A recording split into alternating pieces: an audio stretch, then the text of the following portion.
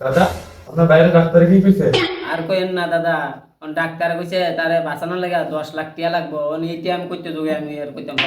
তো দাদা তার নামে কোনো ইন্স্যুরেন্স মিন্স্যুরেন্স আছে নি? দাদা আমি তো মূর্খ সুরক্ষ মানুষ, কিন্তু আমি কিছু জানি না। আমি তে জানে কাগজপত্র আছে না না আছে।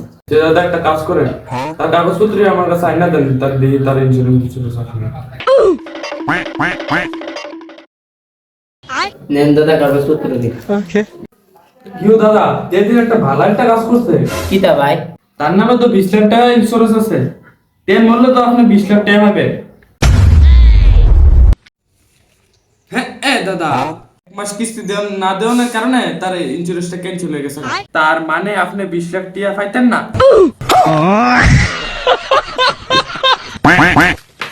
अरे मम्मी रे बाप रे नहीं नहीं नहीं नहीं नहीं नहीं नहीं नहीं ओ भाई रे भाई